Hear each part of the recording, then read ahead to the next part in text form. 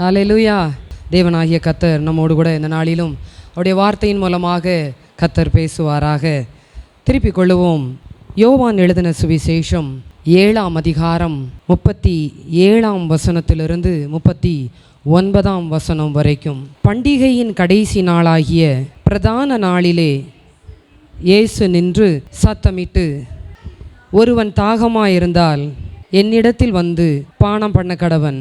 வேத வாக்கியம் சொல்லுகிறபடி என்னிடத்தில் விசுவாசமாயிருக்கிறவன் எவனோ அவன் உள்ளத்தில் இருந்து ஜீவ தண்ணீருள்ள நதிகள் ஓடும் என்றார். தம்மை விசுவாசிக்கிறவர்கள் அடைய போகிற ஆவியை குறித்து இப்படி சொன்னார். இயேசு இன்னும் மகிமைப்படாமல் இருந்தபடியினால் பரிசுத்த ஆவி இன்னும் அருளப்படவில்லை. பண்டிகையின் கடைசி நாளாகிய பிரதான நாளிலே இயேசு நின்று சத்தமிட்டு, ஒருவன் தாகமாயிருந்தால் என்னிடத்தில் வந்து பானம் பண்ண கடவன். வேத வாக்கியம் சொல்லுகிறபடி என்னிடத்தில் விசுவாசமாயிருக்கிறவன் எவனோ அவன் உள்ளத்திலிருந்து ஜீவ தண்ணீருள்ள நதிகள் ஓடும் என்றார். இன்றைய நாளிலும் செய்தியின் தலைப்பு ஜீவ தண்ணீரின் ஆசீர்வாதங்கள். ஹல்லேலூயா, ஹல்லேலூயா. சத்தமாய் தேவனை மகிமைப்படுத்துவோம் எல்லாருமாக. ஜீவ தண்ணீர் உள்ள நதிகள் ஓடும் என்றார். அவர் சொல்லிவிட்டு அடுத்ததாக தம்மை விசுவாசிக்கிறவர்கள் அடைய போகிற ஆவியை குறித்து இப்படி சொன்னார். அதாவது ஜீவ தண்ணீர் உள்ள நதிகள் ஓடும் என்று சொல்லிவிட்டு ஏதோ தண்ணி நதி மாதிரி ஓடும் போல அப்படின்னு யாரும் நினச்சிடக்கூடாது அப்படிங்கிறதுக்காக ஒரு விளக்கமும் சொல்லிட்டாரு. தம்மை விசுவாசிக்கிறவர்கள் அடைய போகிற ஆவியை குறித்து, அந்த பரிசுத்த ஆவியானவரை குறித்து இப்படி சொன்னார். ஏனென்றால் அங்கே சொல்லப்பட்டிருக்கிறது, அந்த அதிகாரத்தின் ஆரம்பத்திலே அவர் அங்கே பண்டிகைக்காக கடந்து போய் கொண்டிருக்கிறார். இயேசு கூடார பண்டிகைக்காக, யூதர்களுக்கு முக்கியமான ஒரு பண்டிகை. இது என்னவென்றால், அறுவடை செய்த பின்பு எல்லாருமாக தேவனுக்கு நன்றி செலுத்துகிற ஒரு பண்டிகை தான் இந்த கூடார பண்டிகை. இது யூதர்களுக்கு மிகவும் முக்கியமான ஒரு காரியம். இயேசு கிறிஸ்துவும் அந்த பண்டிகைக்கு கடந்து போகிறார். கடந்து போய் அந்த பண்டிகையின் கடைசி நாளிலே அவர் இவ்விதமான ஒரு வார்த்தையை ஜனங்களை பார்த்தும் சீஷர்களை பார்த்தும் அவர் சொல்லுகிறார். சொல்லிவிட்டு தம்மை விசுவாசிக்கிறவர்கள் அடைய போகிற ஆவியை குறித்து, ஏனென்றால் இயேசு கிறிஸ்து பாடுபட்டு மரணம் அடைந்து உயிர் தெழுந்து பிதாவினிடத்தில் பரமேறின பின்புதான் என்ன கிடைத்தது எல்லாருக்கும்? பரிசுத்த ஆவியின் அபிஷேகம். அது வரைக்கும் யாருக்கும் அபிஷேகம் பரிசுத்த ஆவியானவர் என்றால் தெரியாது. ஆகவேதான் அவர் தெளிவாக சொல்லுகிறார், தம்மை விசுவாசிக்கிறவர்கள் அடைய போகிற ஆவியை குறித்து இவ்விதமாய் சொன்னார்.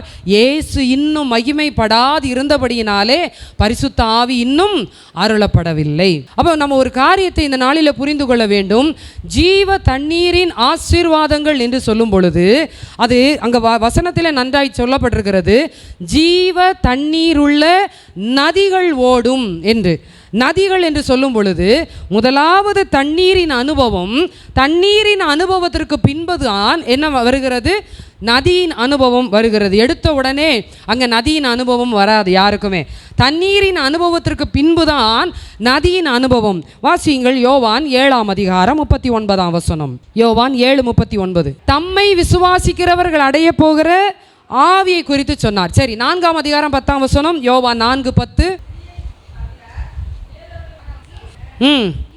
நீ தேவனுடைய ஈவையும் தாகத்துக்கு தா என்று உன்னிடத்தில் கேட்கிறவர் இன்னார் என்பதையும் அறிந்திருந்தாயானால் நீயே அவரிடத்தில் கேட்டிருப்பார்.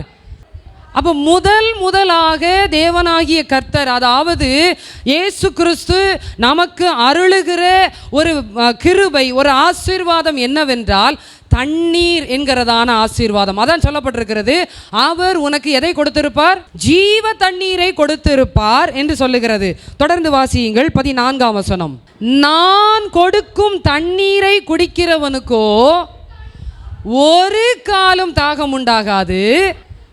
நான் அவனுக்கு கொடுக்கும் தண்ணீர் அவனுக்குள்ளே நித்திய ஜீவ காலமாய் ஊறுகிற நீரூற்றாய். அப்போ முதல் அனுபவம் தண்ணீரின் அனுபவம். அந்த தண்ணீர் தான் இப்போ என்ன செய்கிறது, நமக்குள்ளே ஊற்றாக பெருக்கெடுத்து பெருக்கெடுத்து பெருக்கெடுத்து நதியாக பாய்கிறது. ஹல்லேலூயா, ஹல்லேலூயா. எடுத்த உடனே ஜீவ நதி, ஜீவன். எடுத்த உடனே ஜீவன். தண்ணீர் உள்ள இருக்குதா? தண்ணீர் நமக்குள்ளே. அங்கே தாகமாக இருக்கிற ஒரு மனிதன், வறண்டு போய் இருக்கிற ஒரு மனிதனுக்குள்ளாக முதலாவது அந்த இயேசு கிறிஸ்து என்கிறதான அந்த தண்ணீர் அவனுக்குள்ளே கொடுக்கப்பட்டு இருக்குமே ஆனால், அல்லது அவன் பெற்றிருப்பானே ஆனால், இப்போ என்ன ஆகும்? அது ஜீவ ஊற்று, நித்திய ஜீவ காலமாக. ஏதோ என்னைக்கோ ஒரு நாள் இல்லை, அக்கேஷனெல்லாம் நடக்கிறது இல்லை, நித்திய ஜீவ காலமாக. ஏன்னா உள்ள இருக்கு அந்த ஊற்று, உள்ள அந்த பெருக்கெடுத்து ஓடுகிற அனுபவம் உள்ள இருக்கிறதுனால இந்த தண்ணீர் என்ன பண்ணுகிறது? பொங்கி பொங்கி ஊற்றெடுத்து ஊற்றெடுத்து நித்திய ஜீவ காலமாய் ஊறுகிற நீரூற்றாய் இருக்கும். ஹல்லேலூயா, ஹல்லேலூயா. நம்முடைய வாழ்விலும் கூட முதலாவதாக நாம் ரட்சிப்பு என்கிறதான ஒரு அனுபவத்தில் வந்தோம். ரட்சிப்பு எப்படி பெற்றுக்கொண்டோம்? கிருபையினாலே விசுவாசத்தை கொண்டு நாம் ரட்சிக்கப்பட்டோம், விசுவாசித்தோம். ஆகவே அவருடைய கிருபை நம்மை என்ன செய்தது? ரட்சித்தது. இயேசு கிறிஸ்து மெய்யான தேவன் என்று அறிக்கை பண்ணினோம், ஒப்பு கொடுத்தோம். இப்போ ஒப்பு கொடுத்த அடுத்த செகண்ட் நடக்கிற காரியம் என்ன? நமக்குள்ளே வறண்டு போய் இருக்கிற நம்முடைய வாழ்விலே இயேசு கிறிஸ்து என்கிறதான தண்ணீர் நமக்குள்ளே பாய ஆரம்பிக்கிறது. ஹல்லேலூயா. இப்போ வந்த உடனே அடுத்து அப்படியே நிற்கல. வாசிங்க 1 கொரிந்தியர் 10:4. 1 கொரிந்தியர் 10:4. எல்லாரும் ஒரே ஞானபானத்தை குடித்தார்கள். எப்படி எனில் அவர்களோட கூட சென்ற ஞான கன்மலையின் தண்ணீரை குடித்தார்கள். அந்த கன்மலை கிறிஸ்துவே. ஹல்லேலூயா. அப்ப எனக்குள்ளாக ரட்சிக்கப்பட்ட உடனே, இயேசுவை சொந்த இரட்சகராக ஏற்றுக்கொண்ட உடனே, இயேசுதான் தெய்வம், அவர் என்னுடைய பாவங்களுக்காக மரித்தார், அவர் பாடுபட்டார், அவர் என்னுடைய பாவத்தை சுமந்து தீர்த்தார் என்கிறதான அந்த நிச்சயம் எனக்குள்ளே வந்த உடனே என்ன வந்துருச்சு? நமக்குள்ள என்ன வந்துருச்சு? ஜீவ தண்ணீர் வந்து விட்டது. ஹல்லேலூயா. இப்ப ஜீவ தண்ணீர் அனுபவம். இப்ப அடுத்து அந்த தண்ணீரின் அனுபவத்துக்குள்ளாக சென்று ஞான ஸ்நானத்துக்குள்ளாக. ஹல்லேலூயா. ஆகவே தான் வசனம் சொல்லி எல்லாரும் ஒரே ஞானபானத்தை குடித்தார்கள். எப்படி எனில் அவர்களோட கூட சென்ற ஞான கன்மலையின் தண்ணீரை குடித்தார்கள். அந்த கன்மலை கிறிஸ்துவே. ஹல்லேலூயா.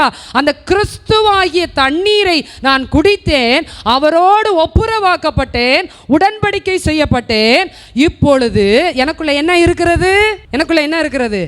ஜீவ தண்ணீர். ஹல்லேலூயா, ஹல்லேலூயா. இப்போ இந்த ஜீவ தண்ணீர், இப்போ ஒருவேளை அந்த ஜீவ தண்ணீர் குறைந்து போய் இருக்கிறதா அல்லது வறண்டு போய் இருக்கிறதா? இந்த ஜீவ தண்ணீரை நான் திரும்ப எப்படி பெற்றுக்கொள்வது? நிச்சயம் கிடைக்கும். எப்படி பெற்றுக்கொள்வது?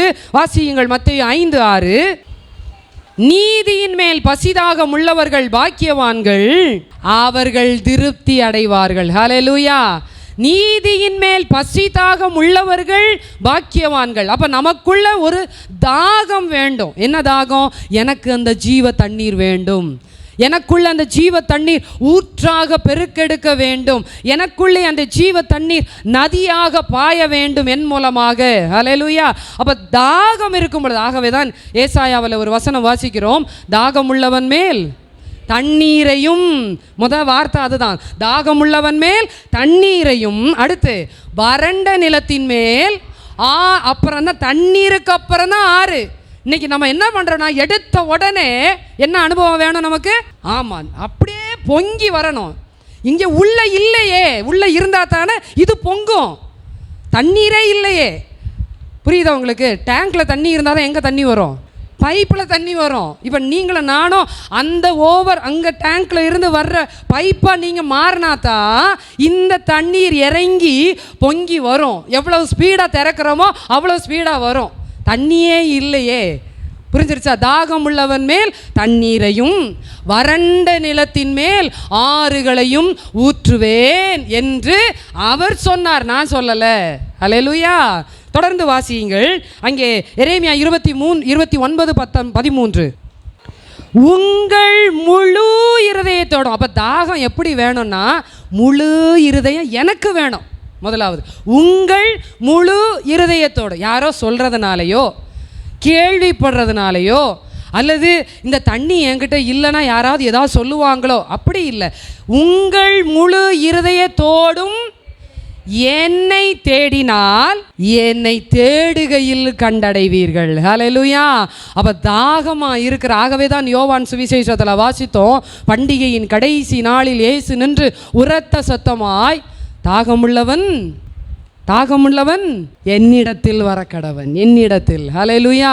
அப்போ தாகம் இருந்தால் நம்ம எங்கே போவோம்? ஆட்டோமேட்டிக்காக, ஆண்டவரே எனக்கு தண்ணி வேணும், ஆண்டவரே எனக்கு தண்ணி வேணும், ஆண்டவரே இந்த தண்ணி இல்லைன்னா நான் என்ன செய்ய முடியாது?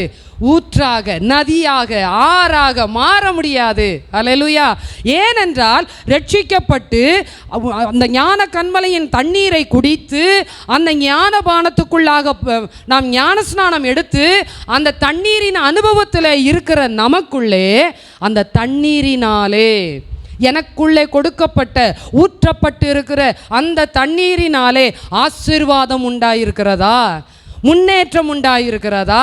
அல்லது ஒரு மாற்றம் உண்டாயிருக்கிறதா என்கிறதை நீங்களும் நானும் நிச்சயமாக இந்த இடத்துல யோசிக்க வேண்டிய ஒரு கட்டாயத்தில் இருக்கிறோம். ஹல்லேலூயா. சரி, இப்போ தாகமுள்ளவனுக்கு தண்ணீரை கொடுக்கிறார், வறண்ட நிலத்திலே ஆறுகளை ஊற்றுகிறார். இப்போ அடுத்த ஒரு காரியம் நடக்கிறது பாருங்கள். அங்கே சகரியா 14:8, சகரியா தீர்க்கதரிசியின் புஸ்தகம் 14ஆம் அதிகாரம் 8ஆம் வசனம்.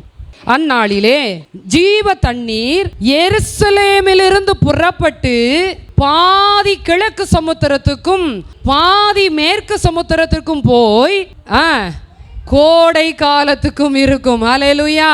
இந்த ஜீவ தண்ணீர் ஏதோ மழை காலத்தில் மட்டும் இருக்கும் அப்படின்லாம் சொல்லலை. இல்லை, இது எப்போ தண்ணி இருக்கோ அப்போ இருக்குன்னு சொல்லலை.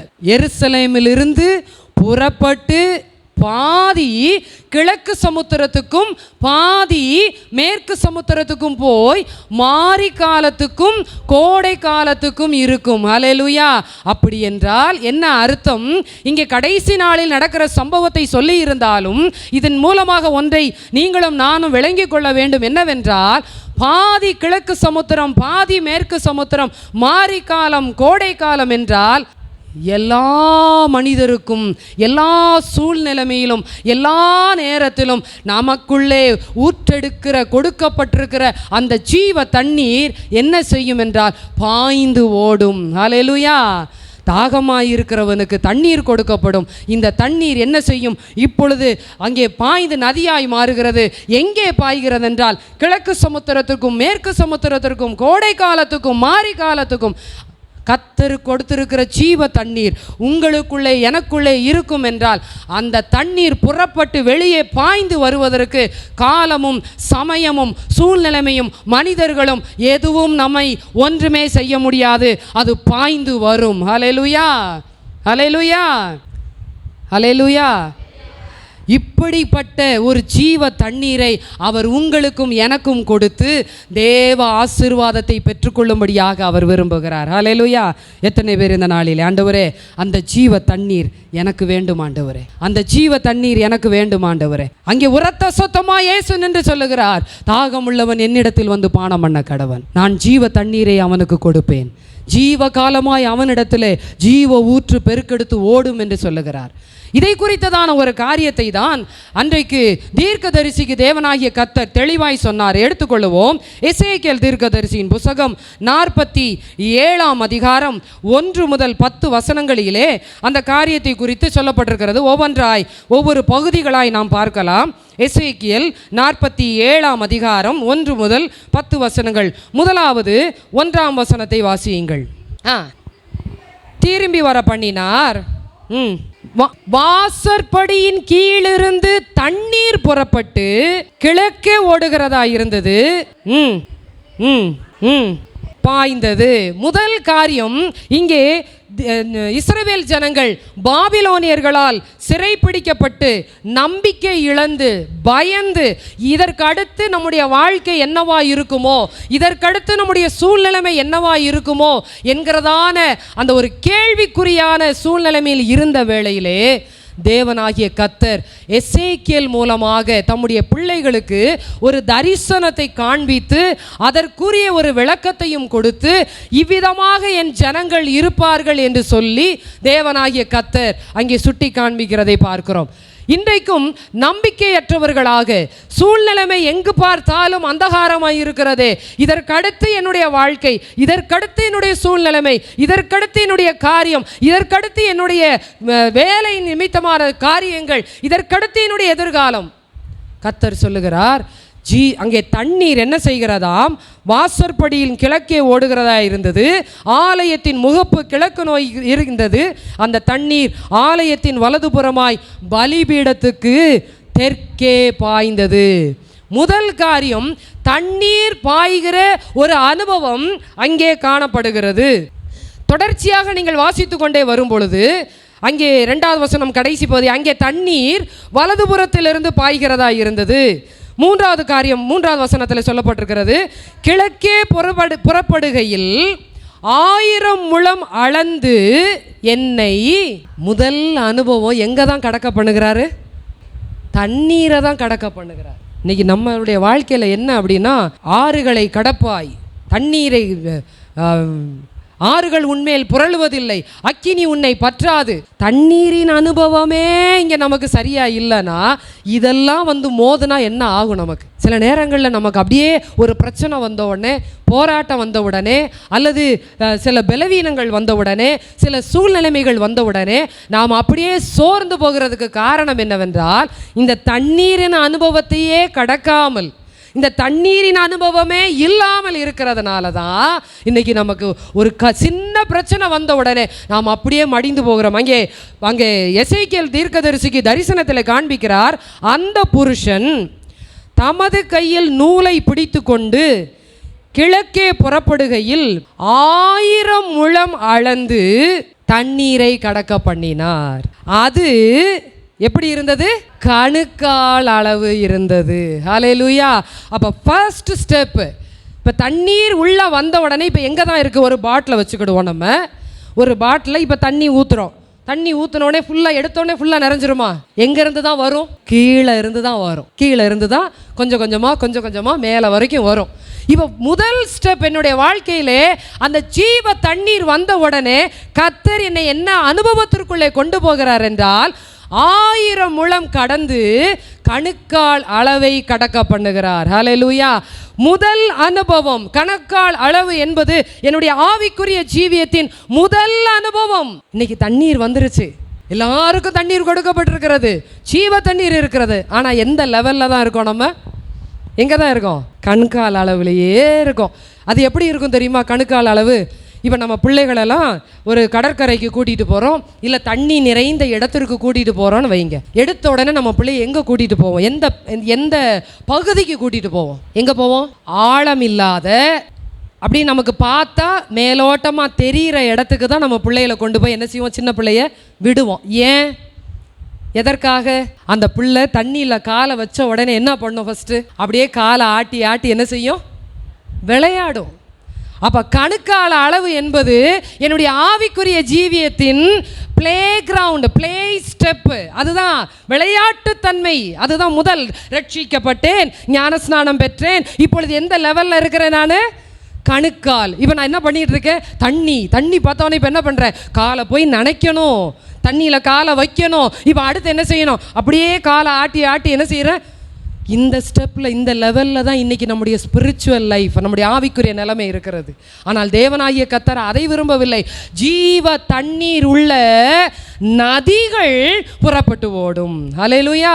அப்போ தண்ணி நதியாக மாறணும். நதியாக மாறின பிறகு அதை என்ன செய்யணும்? புறப்பட்டு ஓடணும், பாயணும். எங்கெல்லாம் பாயணுமோ அங்கெல்லாம் பாயணும். ஹல்லேலூயா. 2வது பாருங்கள், தொடர்ந்து வாசியுங்கள். 4வது வசனம். பின்னும் அவர் 1000 முழம் அளந்து தண்ணீரை கடக்க பண்ணினார். அங்கே தண்ணீர் முழங்கால் அளவாயிருந்தது. போதும், முழங்கால் அளவாயிருந்தது. இப்போ இந்த முழங்கால் அளவில் போய் தண்ணிக்குள்ளே நிற்கிறது யார் நிற்பா?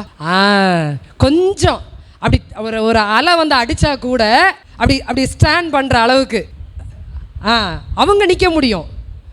ஆகவே என்னுடைய ரட்சிப்பின் அனுபவம் கணுக்கால் அளவு, கொஞ்சம் விளையாட்டு தன்மை அப்படியே இருந்தது. இப்போ அடுத்த ஸ்டெப் இப்போ எங்கே வந்துருச்சு?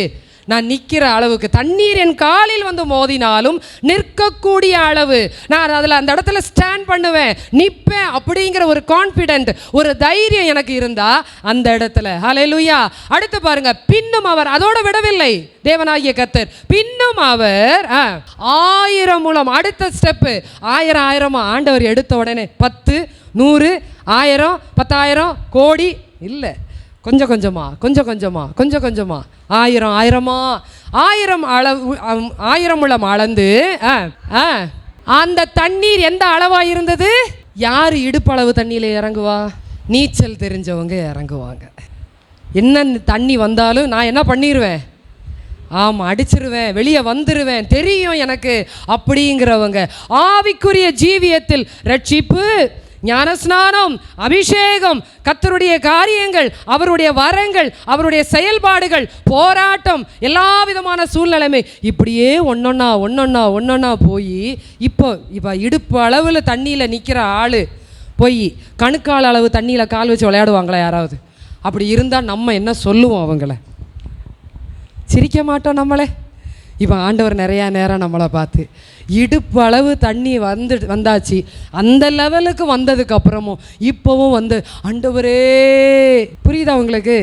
இன்றைக்கும் நம்ம நம்முடைய ஆவிக்குரிய லெவல் எப்படி இருக்குதுன்னு சொன்னால், கர்த்தர் என்னை தேற்ற வேண்டும், ஆற்ற வேண்டும், ஊட்ட வேண்டும்.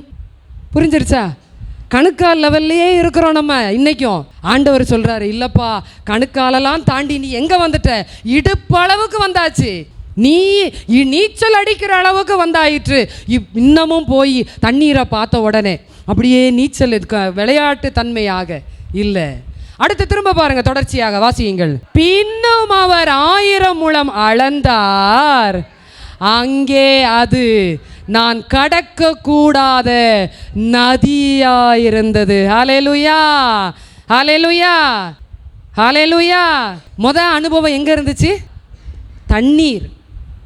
தண்ணீரில் கர்த்தர் எங்கே தான் வச்சுருந்தாரு? கணுக்கால். அப்புறம் முழங்கால், அது எங்கே தான் இருந்தது? தண்ணீர் தான். இடுப்பளவு தண்ணீர் தான். ஆனால் முதிர்ச்சி அடைந்த பின்பு, என்னுடைய ஆவிக்குரிய ஜீவியத்தில் வளர்ந்த பின்பு, நாளுக்கு நாள் ஒரு முன்னேற்றம் அடைந்த பின்பு, இப்போ தண்ணீர் இப்போ எப்படி மாறிடுச்சுன்னு பாருங்க. அங்கே அது நான் கடக்கக்கூடாத நதியாயிருந்தது. தண்ணீர் நீச்சாளமும் கடக்க முடியாத நதியாய். ஹல்லேலூயா. உங்களுக்கு கொடுக்கப்பட்ட தண்ணீர், அந்த ஜீவ தண்ணீர், அந்த வற்றாத தண்ணீர், அந்த நித்திய தண்ணீர் இப்போ உங்களுக்குள்ள எந்த லெவலில் இருக்கு? நீச்சல் ஆழத்தில், கணுக்கால் அளவில் இருக்குதா? முழங்கால் அளவில் இருக்கா? இடுப்பு அளவில் இருக்கா? இல்லை கடக்க முடியாத நீச்சல் ஆழத்தில் கடந்து போய் நாம் சென்று கொண்டு இருக்கிறோமா? இன்னும் இல்லை, தண்ணீரே இல்லை, வறண்டு தான் போயிருக்கேன் அப்படின்ற நிலைமையில் இருக்கிறோமா? ஆகவே தான் அன்றைக்கு பண்டிகையின் கடைசி நாளிலே இயேசு நின்று உரத்த சத்தமாய், ஒருவன் தாகமாயிருந்தால் என்னிடத்தில் வந்து பானம் பண்ண கடவன், அவனுக்கு ஜீவ தண்ணீர் உள்ள நதிகள் புறப்பட்டு ஓடும் என்றார். ஹல்லேலூயா. இன்னைக்கும் நம்ம என்ன செய்யறோம்னா, ஐயோ தண்ணினா எனக்கு பயம், ஐயோ இன்னைக்கு அதெல்லாம் வேண்டாம், நான் இந்த லெவல்லையே நான் இருந்துக்கிறேன் இப்படியே. ஆனால் ஒரு ஆசீர்வாதம் இருக்குது. அந்த நீச்சாளத்துக்கு நீங்கள் போகும் பொழுது, அதை கடந்து போகும் பொழுது அதற்குரிய ஒரு ஆசீர்வாதம் இருக்கிறது. ஆகவே தான் தேவனாகிய கர்த்தர் அன்றைக்கும் அந்த புதிய ஏற்பாட்டு நாட்களிலே அவர் மகிமை அடைவதற்கு முன்பதாகவே தம்முடைய ஜனங்களை பார்த்து விதமாய் பேசினார். அன்பான தேவ பிள்ளைகளே, பரிசுத்த ஆவியானவர் அருளப்படாத நாட்களிலேயே இயேசு கிறிஸ்து இதை குறித்து தெளிவாய் பேசியிருப்பார் என்றால், இன்றைக்கு உங்களுக்கும் எனக்கும் தனிப்பட்ட ஒவ்வொருவருக்கும் பரிசுத்த ஆவியானவர் கொடுக்கப்பட்டிருக்கிறாரே, அந்த பரிசுத்த ஆவியானவர் எந்த அளவிலே இருக்கிறார்? அந்த பரிசுத்த ஆவியானவரின் தண்ணீர், அந்த அபிஷேகம் எந்த அளவில் இருக்கிறது? கணுக்கால் அளவில் இருக்கிறதா? முழங்கால் அளவில் இருக்கிறதா? இடுப்பளவில் இருக்கிறதா? இல்லை, நான் நீச்சல் ஆழத்துக்கு அனுதினமும் நான் நீந்தி கொண்டு இருக்கிறேன் என்கிற நிலைமையில் இருக்கிறோமா? ஹல்லேலூயா. இதுதான் இன்றைக்கு தேவனாகிய கர்த்தர் அந்த யூத ஜனங்களை பார்த்து பேசின வார்த்தை. தாகமாயிருக்கிறவன் என்னிடத்தில் வந்து பானம் பண்ண கடவன், அவனுக்கு என்னுடைய தண்ணீரை நான் கொடுப்பேன், அது என்னென்றைக்கும் நித்திய காலமாய் ஊறுகிற ஜீவ ஊற்றாயிருக்கும். ஹல்லேலூயா. இந்த தண்ணீரின் அனுபவம் நமக்குள்ளே இருக்கும் பொழுது என்னென்ன ஆசீர்வாதம் இருக்கிறது என்கிறதை சுருக்கமாக நான் உங்களுக்கு சொல்லி கடந்து போக விரும்புகிறேன். முதல் காரியம், இந்த தண்ணீர் ரட்சிப்பு என்கிறதான அந்த அனுபவத்துக்குள்ளே வந்தவுடனே, ஞான கண்மலையாகிய கிறிஸ்து நமக்குள்ளே வந்தவுடனே தண்ணீர் கொடுக்கப்படுகிறது. அந்த தண்ணீர் கணுக்கால் அளவு, இடுப்பளவு, முழங்கால் அளவு, இடுப்பளவு நீச்சல் ஆழத்தை கடந்து போன பின்பு, அந்த நீச்சல் ஆழம் வந்த பின்பு இப்பொழுது என்ன நடக்கிறது என்பதை நாம் பார்க்க போகிற வாசியுங்கள். அதே எசேக்கியேலின் புத்தகம் 47ஆம் அதிகாரம் 9ஆம் வசனம். சம்பவிப்பது என்னவென்றால், இந்த நதி போகும் இடமெங்கும் சஞ்சரிக்கும் ஜீவ பிராணிகள் யாவும் பிழைக்கும். இந்த தண்ணீர் ஆரோக்கியப்பட்டு பிழைக்கும். ஹல்லேலூயா. முதல் அனுபவம், இந்த தண்ணீர் நதியாய் மாறின பின்பு, இந்த நதி அனுபவம் நமக்குள்ளே வந்தவுடனே என்ன ஆசீர்வாதம் உங்களுக்கும் எனக்கும் கிடைக்கிறது என்றால், கடைசி பகுதி சொல்கிறது, இந்த நதி போகும் இடம் எங்கும் உள்ள யாவும் ஆரோக்கியப்பட்டு, எல்லாரும் சத்தமா சொல்லுவோமா, இந்த நதி, அதுல இருந்து சொல்லுங்க, இந்த நதி போகும் இடம் எங்கும் உள்ள யாவும் ஆரோக்கியப்பட்டு பிழைக்கும். எந்த நதி? எந்த நதி? இந்த நதி. ஹல்லேலூயா. எனக்குள்ளே கொடுக்கப்பட்டிருக்கிறதே. அப்ப எனக்கென்று இந்த நதி. அப்படி வேற நதின்னு சொன்னா அங்க போட்டிருக்கோம் யோர்தான் நதி அப்படின்னு சொல்லி என்ன செஞ்சிருக்கோம், போட்டிருக்கோம். இந்த நதி. அப்ப எந்த நதி? இந்த நதி. நான் தான் அந்த நதி. சொல்லுங்க, யாரு? நான் தான். இந்த நதி போகும் இடமெல்லாம் ஆரோக்கியப்பட்டு பிழைக்கும். ஹல்லேலூயா. முதல் ஆசீர்வாதம், தேவனாகிய கர்த்தர் மரித்து போய் இருக்கிற எல்லா காரியங்களையும் பிழைக்கும்படியாய் செய்கிறார். ஹல்லேலூயா. இந்த நதி, இந்த நதியின் அனுபவம் அல்லது இந்த தண்ணீர் நதியாய் மாறின பின்பு, அந்த நீச்சல் ஆழத்துக்குள்ளாக போன பின்பு, இந்த நதி எல்லா இடத்துக்கும் பாய்கிறதே. கிழக்குக்கும் மேற்குக்கும் கோடை காலத்துக்கும் மாரி காலத்துக்கும் பாய்கிறதே. ஏன் பாய்கிறது? ஆரோக்கியப்பட்டு பிழைக்கும்படியாக. ஹல்லேலூயா. இன்றைக்கு நம்ம நிமித்தமாக ஒருத்தர் ரொம்ப சோர்ந்து போய் அவ்வளோதான் அப்படின்னு இருக்கிற நிலைமையில் இன்னைக்கு நீங்களும் நானும் அந்த இடத்துக்கு போன உடனே, இந்த நதி போனது நிமித்தமாக அந்த ஆத்துமா ஆரோக்கியப்பட்டு பிழைக்கிறதா? ஹல்லேலூயா. ஹல்லேலூயா. இந்த நதி போகும் இடமெல்லாம் ஆரோக்கியப்பட்டு பிழைக்கும். வேதத்தில் உதாரணம் நமக்கு நன்றாய் தெரியும். அங்கே நாகமான் என்கிறதான படைத்தலைவன் இருந்தான். குஷ்டரோகத்தினாலே அவன் பாதிக்கப்பட்டு இருந்தான். எலிசாவை போய் பார்த்து அவனுக்கு சுகம் கிடைக்கும் என்று ஒரு சிறு பெண் சொன்ன வார்த்தையின் நிமித்தமாக இந்த நாகமான் அந்த எலிசாவை போய் பார்க்க போகிறான். ஏன் இந்த சிறு பெண் எலிசாவை சொன்னாள்? எலிசாவின் இடத்துல அந்த நதி இருந்தது. ஹல்லேலூயா.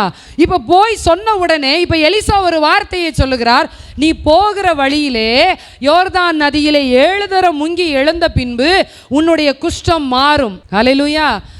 ஒருவனை தேடி வந்தான். அந்த தேடி வந்தது நிமித்தமாக இவனுக்கு ஒரு ஆரோக்கியம் கிடைத்தது. உங்களையும் என்னையும் தேடி வருகிற ஒவ்வொருவருக்கும் ஆரோக்கியமும் பிழைப்பும் உண்டாக வேண்டும். அவர்கள் மரித்து போயிருக்கலாம், அல்லது வாழ்க்கையில மரித்து போயிருக்கலாம், வியாதியிலே மரித்து போயிருக்கலாம், பிரச்சனையிலே மரித்து போயிருக்கலாம், சூழ்நிலைமையிலே மரித்து போயிருக்கலாம், அல்லது குடும்பத்தின் அங்கே எதிர்ப்புகளால் மரித்து போயிருக்கலாம். எனக்குள்ளே உங்களுக்குள்ளே நதி இருக்கும் என்றால் யார் நம்மை தேடி வருகிறார்களோ அவர்கள் ஆரோக்கியப்பட்டு பிழைப்பார்கள். ஹல்லேலூயா. அப்போ நதி என்ன செய்யணும்னா நமக்குள்ளே பாயணும். இன்றைக்கி இப்படி சில இடங்களில் போனீங்கன்னா, சில பீச்சிலலாம் ஸ்டோன் பெஞ்ச் போட்டிருப்பாங்க, கீழே அப்படியே தண்ணி போய்கிட்டே இருக்கும், நல்ல கிளியர் கிறிஸ்டல் வாட்டர் போய்கிட்டு இருக்கும். இப்போ சில பேர் என்ன செய்வாங்க, அதில் உட்காந்துக்கிட்டு காலை வச்சு இப்படியே விளையாண்டுக்கிட்டு இருப்பாங்க. இன்றைக்கி நம்ம அப்படி தான் இருக்கிறோம். நம்ம ஆவிக்குரிய நிலைமை எப்படி? ஸ்தோத்திரம் ஆண்டவரே, ஸ்தோத்திரம்பா, ஸ்தோத்திரம், ஹல்லேலூயா. இப்படி தான் நம்ம என்ன செய்கிறோம், நம்ம கிறிஸ்டியன் லைஃப் அப்படி போய்கிட்டு இருக்கு.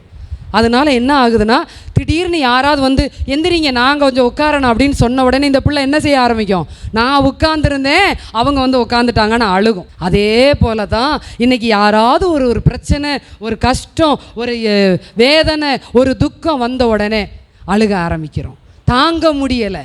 ஆனால் அதே இது நீச்சல் ஆழத்துக்கு போகிற ஒரு மனிதன் அங்கே உட்காருவதில்லை. அவன் நீந்தி கொண்டு கரையை கடந்து கொண்டு இருப்பான். ஹல்லேலூயா. நம்முடைய வாழ்க்கையிலே ஆண்டவரே, என்னுடைய வாழ்விலே இருக்கிற எல்லா விதமான சூழ்நிலைமைகளிலே, எல்லா விதமான பலவீனங்களிலே, மரித்து போயிருக்கிற காரியங்களிலே ஒரு பிழைப்பு, ஒரு ஆரோக்கியம், ஒரு சுகம் உண்டாகும்படியாக எனக்கு அந்த ஜீவ தண்ணீர் வேண்டும் என்று சொல்லும் பொழுது தேவனாகிய கர்த்தர் அங்கே ஒரு காரியத்தை செய்கிறவராயிருக்கிறார், நம் மூலமாகவும் செய்கிறவராயிருக்கிறார். ஹல்லேலூயா. அப்போ முதல் அனுபவம், அந்த ஜீவ தண்ணீர் மரித்து போயிருக்கிறவர்களை உயிரடைய செய்கிறதா இருக்கிறது. ஆரோக்கியமற்ற நிலைமையில் இருக்கிறவைகளை ஆரோக்கியப்பட்டு உயிர் பெற செய்கிறதா இருக்கிறது. ஹல்லேலூயா. இரண்டாவதாக இந்த ஜீவ நதி என்ன செய்கிறது? 10ஆம் வசனத்தை வாசியுங்கள்.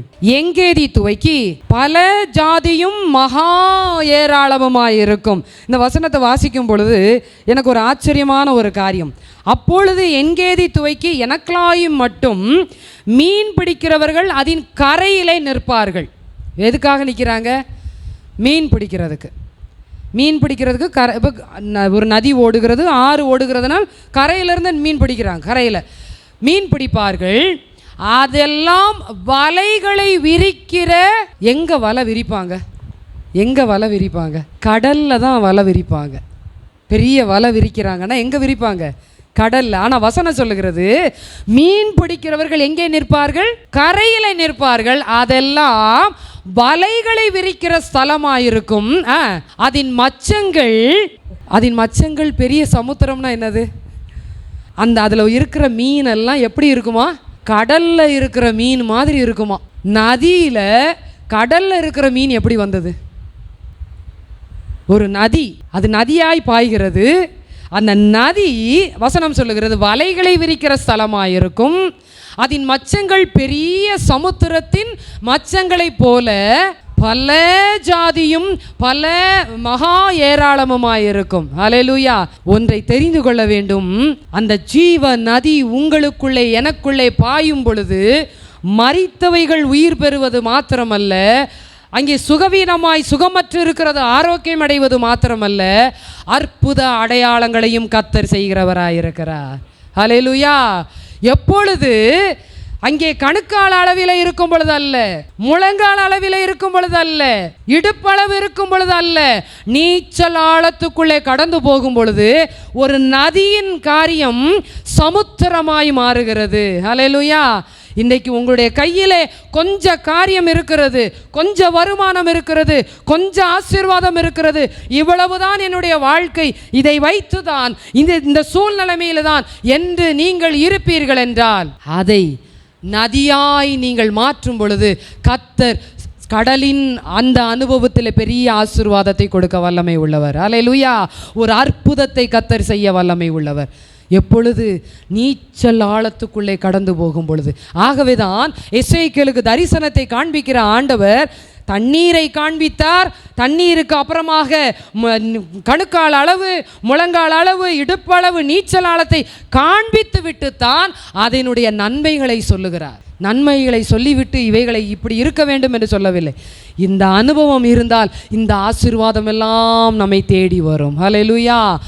ஜீவ தண்ணீர் உள்ள நதிகள் புறப்பட்டு ஓடும் என்று அன்றைக்கு அந்த வார்த்தையை சொன்னதின் அர்த்தம் என்னவென்றால், யாருக்குள்ளே அந்த ஜீவ நதி புறப்பட்டு ஓடுகிறதோ அது என்னவாய் மாறுகிறது என்றால் ஆரோக்கியப்பட்டு பிழைக்கத்தக்கதான அற்புதத்தை செய்கிறது. இங்கே அது ஒரு பெரிய மாற்றத்தையே நம்முடைய வாழ்க்கையில கொண்டு வருகிறது. அங்கே பாருங்கள், தொடர்ச்சியாக வசனத்திலே வாசிக்கும் பொழுது உப்பாகவே விட்டுவிடப்படும். நதியில் எங்கெங்க உப்பு இருக்கும்? நதியில் எங்கே உப்பு இருக்கும்? கடலில் தான் உப்பு இருக்கும். ஆனால் நதியின் அனுபவம் வரும் பொழுது கர்த்தர் அதை கடலத்தனையான ஒரு ஆசீர்வாதத்துக்கு கர்த்தர் மாற்றுகிறார். ஹல்லேலூயா. ஏதோ இவ்வளவுதான் இன்னைக்கு என்னுடைய வாழ்க்கையில், பரவாயில்ல, அதில் நீங்கள் நீச்சல் ஆழத்துக்கு போங்க. நீங்கள் நீச்சல் ஆழத்துக்குள், ஆண்டவரே நீச்சல் ஆழத்துக்குள்ளாக என்னை கொண்டு செல்லும் ஆண்டவரே. நீச்சல் ஆழத்துக்குள்ளாக நம்ம ஒவ்வொருவரும் நீச்சல் ஆழத்துக்குள்ளே போகும் பொழுது தாகமுள்ளவன் மேல் தண்ணீரையும் வறண்ட நிலத்தின் மேல் ஆறுகளையும் ஊற்றுவேன் என்று சொன்னாரே. எனக்குள்ளே அந்த ஆண்டவரே தண்ணீர் அனுபவம், வறண்டு போயிருக்கிற என்னுடைய வாழ்க்கையிலே ஆறுகளை ஊற்றுகிற அனுபவம் எனக்குள்ளே வரும் பொழுது கர்த்தர் அதை என்ன செய்கிறார்? இந்த கொஞ்சமாக இருக்கிறத கடலத்தனையான ஆசீர்வாதத்துக்கு மாற்றுகிறார். ஹல்லேலூயா. எலியா என்கிறதான ஒரு மனிதன் வந்தான். அவளுக்கு இடத்துல இருந்தது என்ன? கொஞ்சமாவும் கொஞ்ச எண்ணெயும். அந்த கொஞ்சமாவும் கொஞ்ச எண்ணெயும் எப்படி மாறிடுச்சு? அந்த பஞ்சம் முடிகிற வரைக்கும் அவ வீட்டார் அனைவரும் சாப்பிட்டு திருப்தி அடைந்தார்கள். ஹல்லேலூயா. இங்கே சுவிசேஷத்தில் வாசிக்கிறோம், ரா முழுவதும் நாங்கள் பிரயாசப்பட்டும் ஒன்றும் அகப்படவில்லை. எங்கே? கடல்ல. ஒன்றும் அகப்படவில்லை. ஆயினும் உம்முடைய வார்த்தையின்படியே செய்கிறேன். ஹல்லேலூயா. இன்றைக்கு ஆண்டவரிடத்தில், ஆண்டவரே என்னை அந்த நீச்சல் ஆழத்துக்குள்ளே கொண்டு போங்க ஆண்டவரே, என் மூலமாய் நதி பாயட்டும், என் மூலமாய் நதி பாயட்டும் ஆண்டவரே. அந்த நதி பாய்ந்து கிழக்கே மேற்கே வடக்கே தெற்கே கோடை காலத்துக்கும் மாரி காலத்துக்கும் கர்த்தாவே அந்த நதி பாய்ந்து அற்புதங்களை செய்ய, அடையாளங்களை செய்ய, அது கடலத்தனையான ஆசீர்வாதத்தை கொண்டு வர, அற்புத அடையாளங்களை நடப்பிக்க எனக்குள்ளே நீச்சல் ஆழத்தின் அனுபவத்தை கொண்டு வரும் ஆண்டவரே. ஹல்லேலூயா.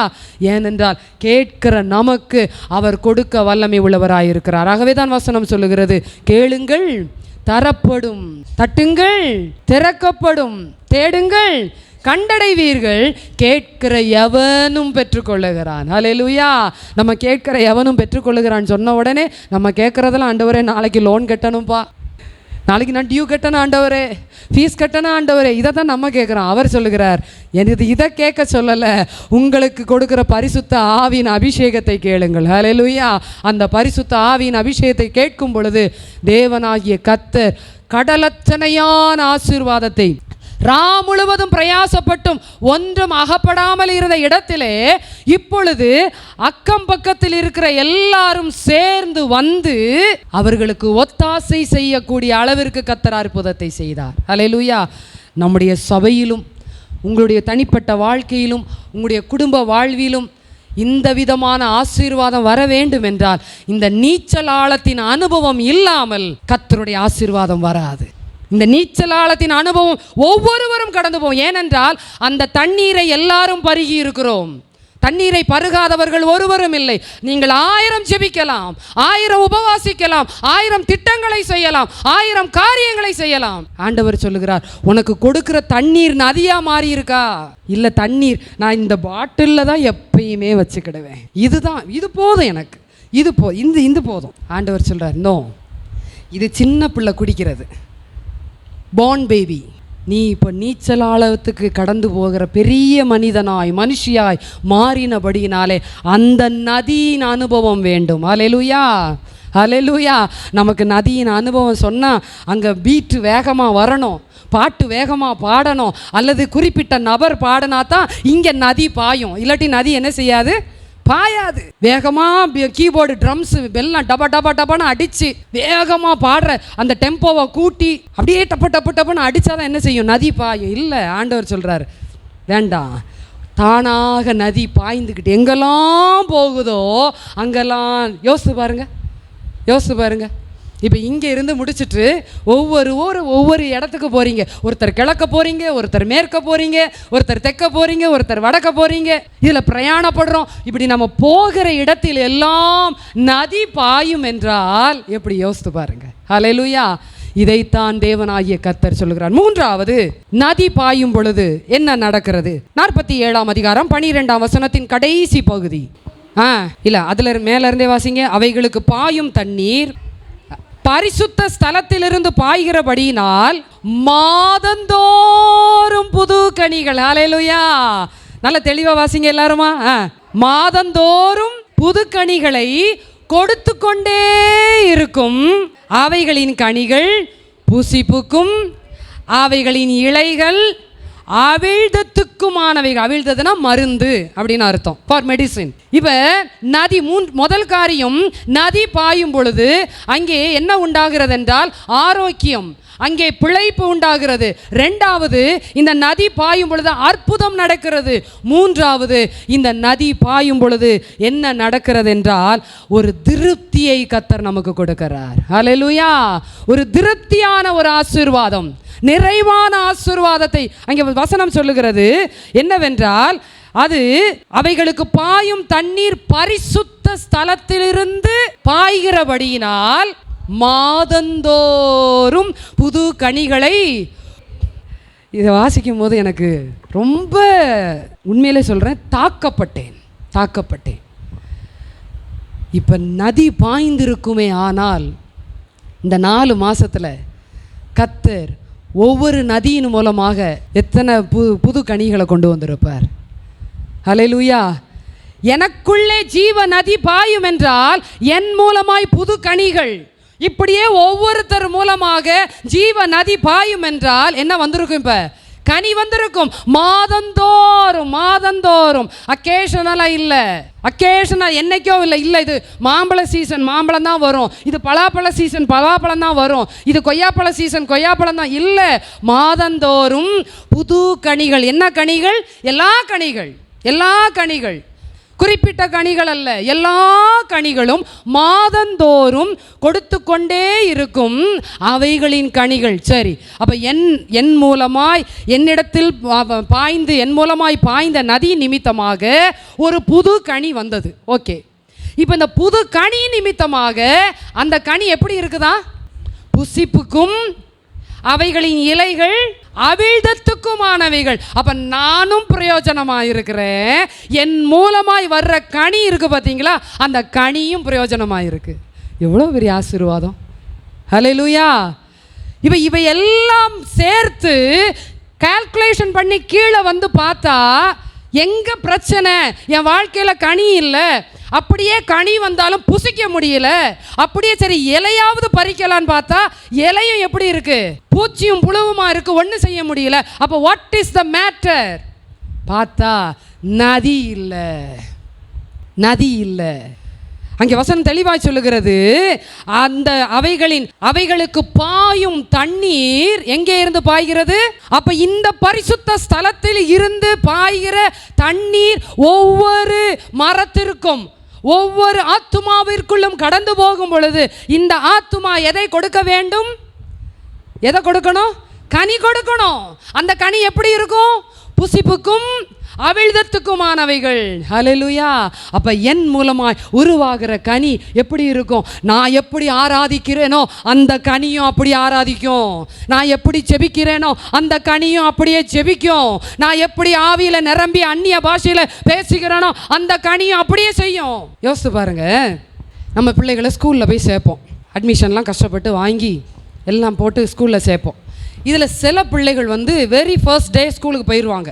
அந்த ரீஓப்பனிங் டேயே போயிடுவாங்க. என்றைக்கு ஸ்கூல் ஓப்பன் ஆகுதோ அன்றைக்கே போயிட்டு அவங்க அந்த பிள்ளைகளை அந்த மிஸ்ஸு, டீச்சர் அவங்கெல்லாம் சொல்லி கொடுக்குற காரியங்கள்லாம் கற்றுக்கொள்ளுவாங்க. சில பிள்ளைகள் சில ட்ரான்ஸ்ஃபரோ அல்லது லேட் அட்மிஷனோ சம் ரீசன்னால் இவங்க என்ன பண்ணுவாங்கன்னா லேட்டாக ஸ்கூலுக்கு போய் ஜாயின் பண்ணுவாங்க. ஒரு 10 டேஸோ 15 டேஸோ அல்லது 1 மந்த்தோ போன உடனே இந்த பிள்ளைகள் யாரை பார்ப்பாங்க?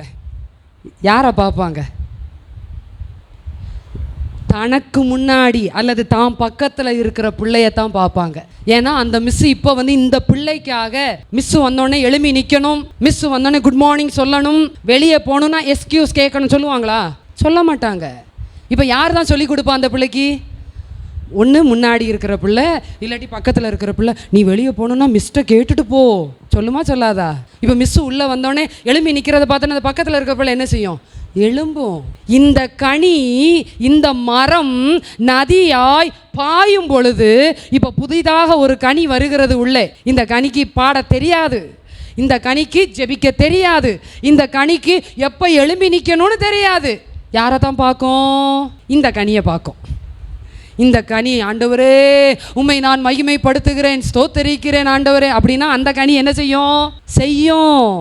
இந்த கனி பைபிளை எடுத்து திறந்து சத்தியத்தை நல்ல ஆர்வமுடன் கேட்டு பதிலை சொல்லி ஆமென் அல்லேலூயான்னு சொன்னா அந்த கனி என்ன செய்யும்? புரிஞ்சிருச்சா உங்களுக்கு? நதி பாயும் இடத்திலெல்லாம் மாதந்தோறும் புது கனிகளை என்ன செய்யுமா? கொடுத்து கொண்டே ப்ரொடியூஸ் பண்ணிக்கிட்டே இருக்கு. நான் ஸ்டாப்பா. இது மாம்பழ சீசன் இல்லை. இப்போ போய் நீங்கள் போய் அந்த மரத்தில் மாம்பழத்தை பார்க்குறீங்க, பரவாயில்லை, நதி பாயுதுல.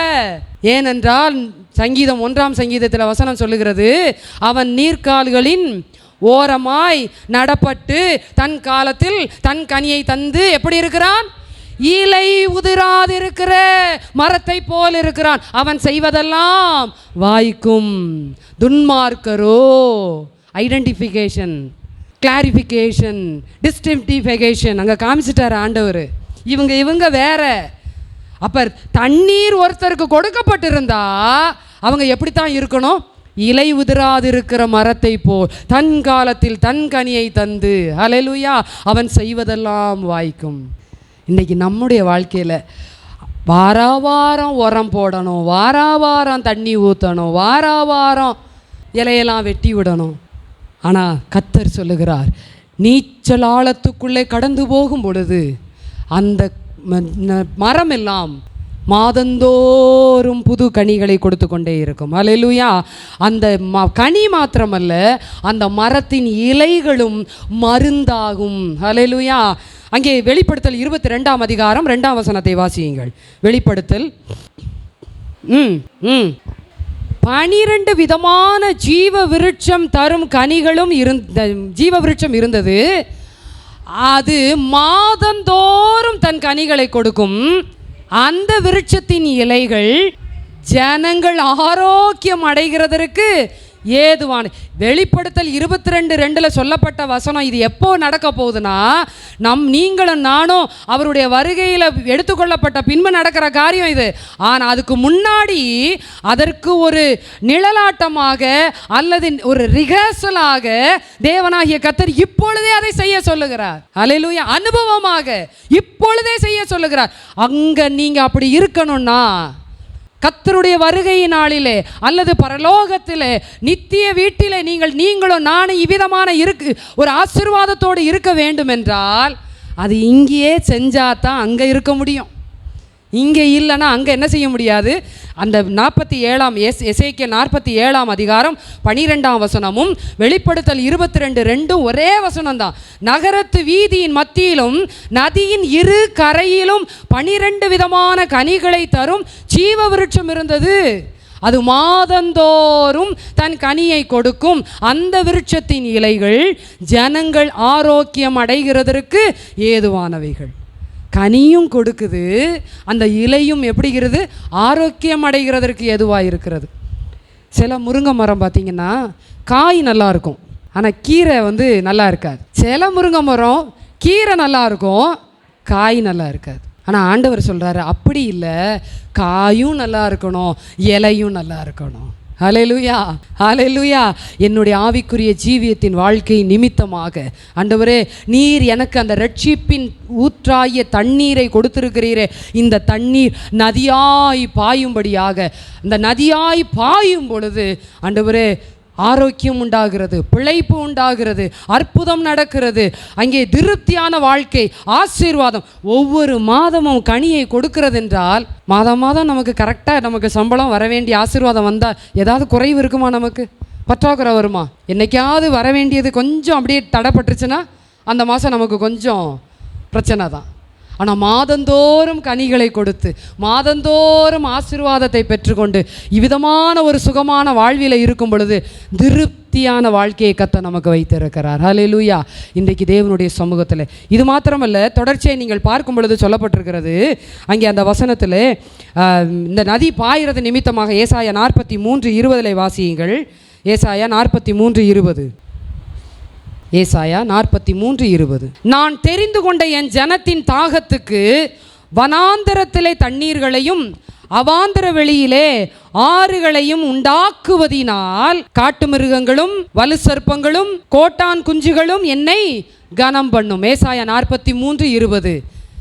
காட்டு மிருகங்களும் வலு சர்ப்பங்களும் கோட்டான் குஞ்சுகளும் என்னை கனம் பண்ணும். எப்பொழுது கனம் பண்ணும்? காட்டு மிருகம், வலு சர்ப்பம், கோட்டான் குஞ்சுகள் எப்பொழுது கனம் பண்ணும்?